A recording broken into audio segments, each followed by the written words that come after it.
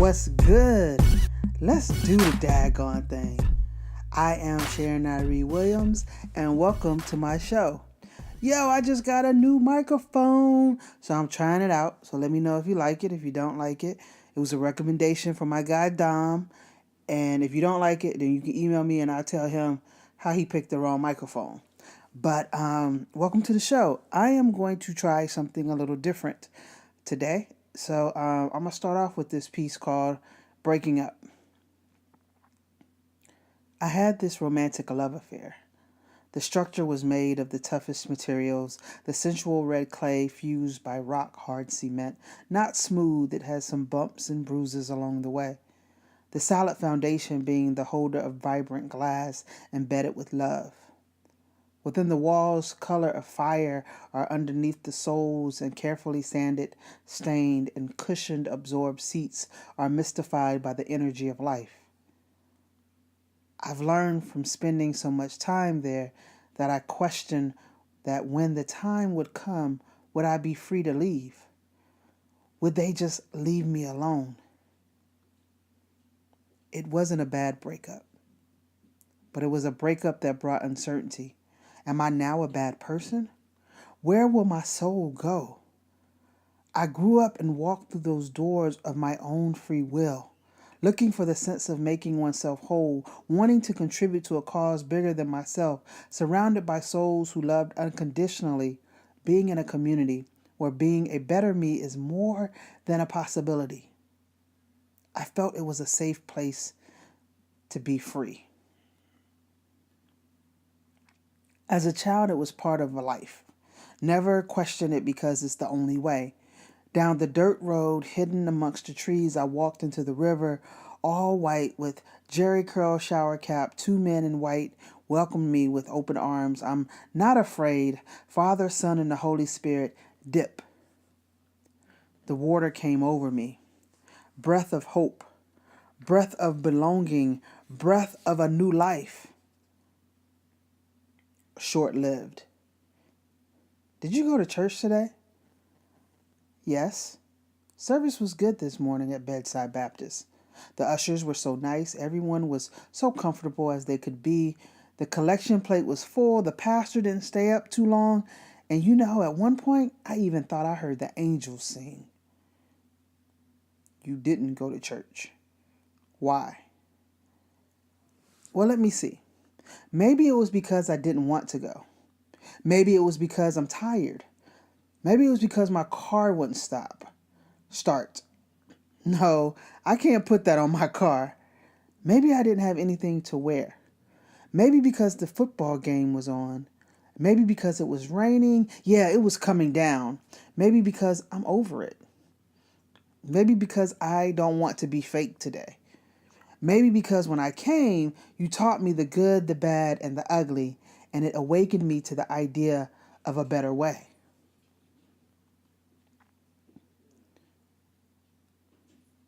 You didn't need to go to church? Why? It kind of sort of just happened gradually. For a while, I wanted to go. For a while, I was open and ready to serve. I was officially a grown-up. I could make my own decisions, so I chose you. I chose to follow you. I've been told to do this all my life, but I finally felt as though it was my choice. I can choose to go your way, I could choose to go their way, or I could choose to go my own way. All I knew was I wanted to continue the right way. Bedside Baptist. Why? Something just stopped in me. I stopped feeling the need to be present.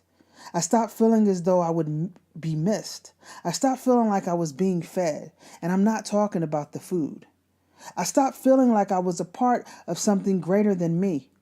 I stopped feeling like it was trying to make me better. I stopped feeling like you wanted me. I started feeling like it was less about my soul and more about you. I'm sorry, you started fading, and I didn't know if I should stop it or if I wanted to. The songs were my joy, but not enough. The people were the people, nothing new. I liked a few. My heart wasn't the same. The person I was gone, and I felt uncertain but clear. It was me that wanted more. More than you just telling me how it should be. More than you appearing to be what you thought it should be. More than trying to be how you wanted me to be.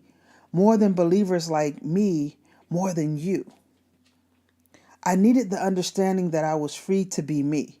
Not perfect, but have a good heart. But you couldn't accept me for me. Yes, I'm not above using profanity or cussing a mother out if need be. I drink not just wine, gin, rum, brandy. If it has a spirit, I may drink it responsibly. If I had a man, I would have sex with no thought of marriage. Not one single thought or any sense of commitment. I would wear a tiny skirt and cleavage showing. Okay, I'm lying. I wouldn't wear a tiny skirt, but if I wanted to, I would. I listened to all kind of music, all of it. Alcohol encouraged, sex highlighted, feelings being heard, ass kicking music. I'm not totally against weed. I can't smoke it, but I'll eat an edible if it helps me sleep. Lord knows nothing the doctor has given me has helped. I'm okay with meeting people at where they are, who they are, who they can be are important to me. I want community that won't ask me not to be me. I want a community that understands that if you teach me, I'm not just going to follow, I'm going to adapt it to fit me. Honestly, it just didn't feel true anymore. I believe in God with all my heart, but the confines of the four walls were no longer enough. I chose to go to church as an adult. I was excited about it. I finally got to the point of in life where I didn't have any more excuses of why I wasn't going to church. I loved it. I really loved the music. I couldn't miss praise and worship. If that wasn't point, then if that was on point, then I could care less how the rest of the service went. No disrespect, but music speaks to my soul. I'm sad to say everything just died off for me.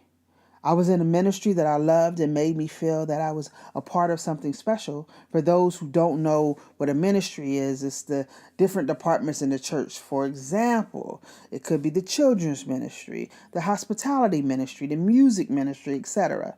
I was in the video arts ministry. Once that began to fade away, then that was it.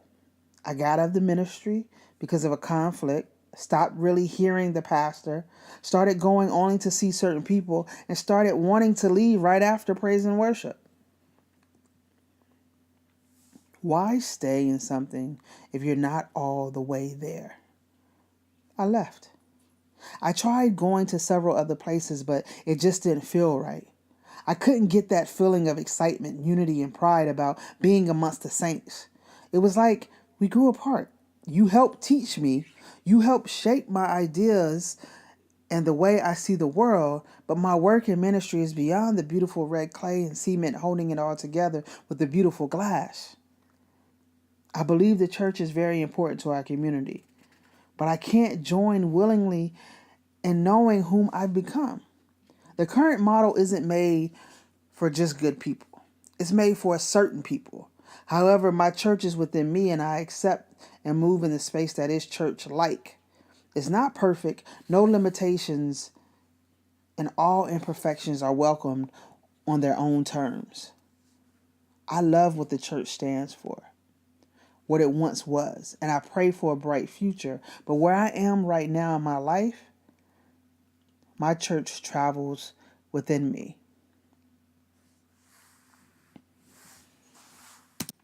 So that's a piece that I'm working on called Breaking Up. I don't know if that's going to be the official title, but that's the title now. And it's influenced by my friend Brian K. Johnson. So let me just back up a little bit and tell you how I came to write this particular piece. So just let you know that I'm always reluctant to talk about church. One is because I think it's a great entity. Um, I think it has purpose, and I think people need to go to church. Um, but I don't go to church. So I'm reluctant to talk about it in those terms, just because I don't think the church is for me right now. And I said that kind of in the piece. But so over this last week, I had some things happen. So one, I was watching the reality show The Mans, which features Tamala Mann, who is a gospel singer. She's known for songs like God Provides, and she's known in the Tyler Perry circle of playing Cora for his plays and his movies. And so I love this reality show. I don't do a lot of watching reality shows. Okay, I have my certain ones. Chrisley knows best because they are hilarious. Ricky Smiley, again, funny but censored, and Black Ink, New York and Chicago. So those are the ones that I generally watch. So I'm not a big reality TV show fan, but as you can see, the majority ones that I watch is around family, and and so they make me laugh. Uh, but on this particular one, so the Mans are is also their family. They have a family business. I think it's called Tilly Mans Productions, where they produce music and things of that nature. And it's centered around Tamala Mann, but then different members of her family, her kids and stuff, plays different roles. And so they're out on tour, and they was just starting this tour off. And David Mann Jr., the son, starts to show off with a DJ set and playing music. So they're at this church called Jackson Revival Church Center. Pastor Jennifer Beard is the pastor. And so he was playing the music, but you could see in the audience that some of the people weren't really feeling it. And then the promoter came up to him during the middle of his set and said, "Yo, I got people asking for their money back."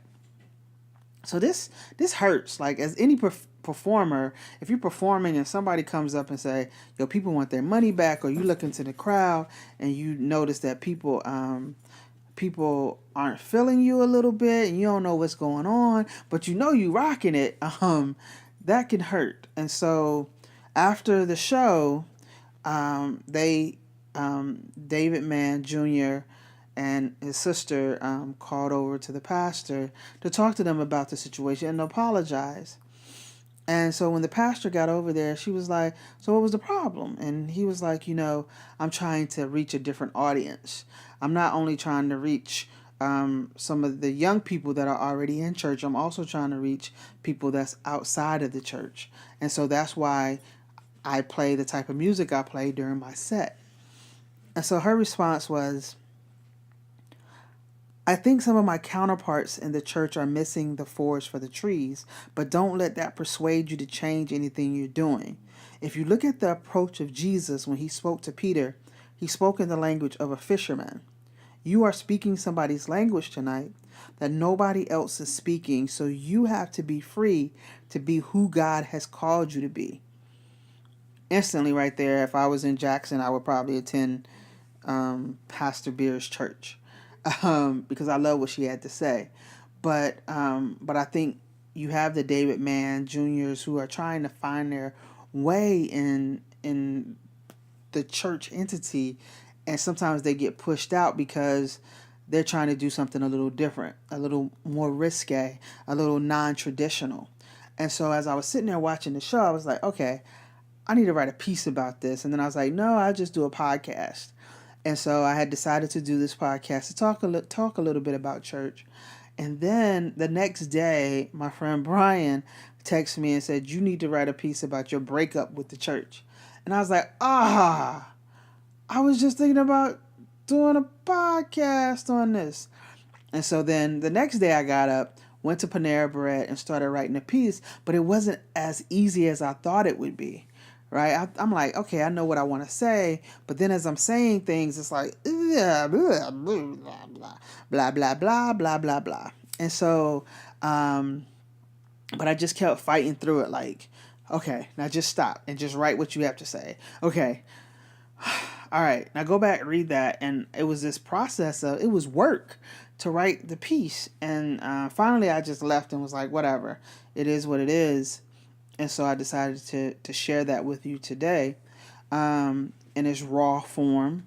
And so, and in doing that, I realized how hard it is to write about something that you believe in, but you can't necessarily get behind at this point in time because it doesn't work for you. So how can I sit here and say, y'all should go to church when I know on Sunday I'm either on the couch, in my bed, at a nephew's game, watching football, or doing something else. So I don't want to sound hypocritical, but that's just where I am. And so with that said, I want to play for you a piece off of my Conscience of Love album called It Started with Church. And so if you listen to It Started with Church, and then you rewind this podcast and you listen back to our breakup, then maybe that'll wedge some things together for you. It might wedge some things together for me just hearing it all over again. But I want to acknowledge the fact that church played a big part, and that community of church played a big part of who I am. But it also plays an even bigger part in who I am now and the type of things I'm trying to do in the community. And that's as simple as changing the world one story at a time and being that vessel to help other artists and helping the Black stories be heard. So that's it. Here is the Consciousness of Love, from the Consciousness of Love. It Started with Church, music by Miss Taylor Hill, and I hope you enjoy. Thanks.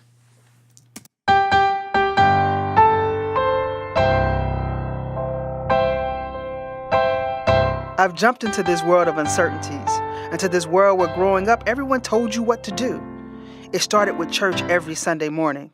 I can't remember it, but I can picture being in my mother's arms as she sat in the pew and listened to the cultural sounds that I didn't understand as a baby, but would one day long for as an adult. It started with church. Friends were handpicked. It wasn't a hard process. It was the girl and boy next to me, because being close in age made our friendship destined for a lifetime. It started with church, learning, not by any means what I wanted to learn, but what they wanted me to know. The Bible, yeah, that sounds right. That's the purpose. Learning the Bible. That's the charge in life. The Catechism, the Lord's Prayer, the 23rd Psalm, hymnals, lift every voice, Amazing Grace, faith of our fathers, come thy almighty King.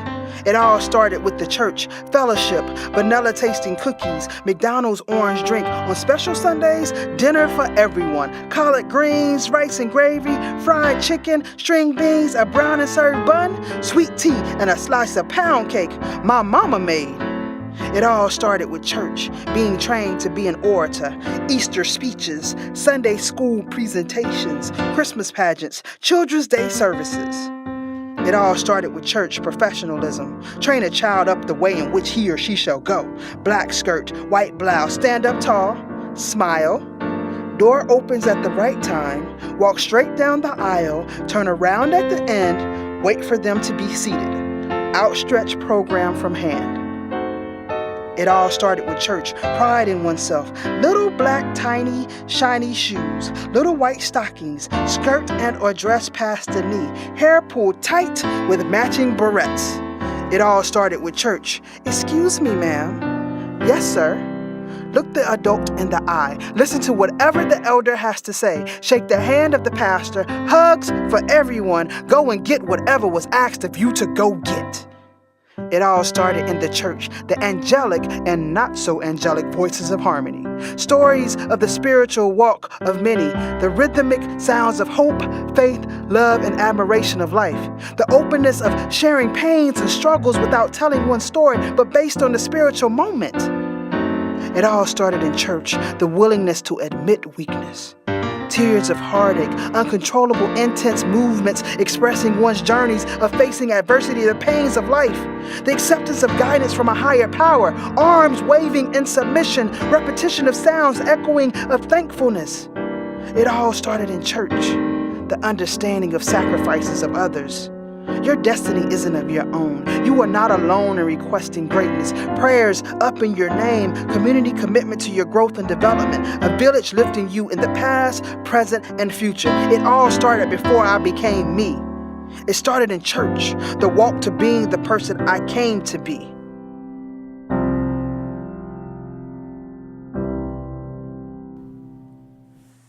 Yo, that's it for today.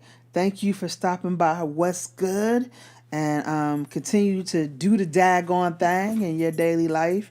And if you want to get in touch with me, you want to let me know what you thought about this particular podcast, or you got something that you want me to talk about, please do hit me up on my email at storyteller@Sharon with an extra N Williams.com.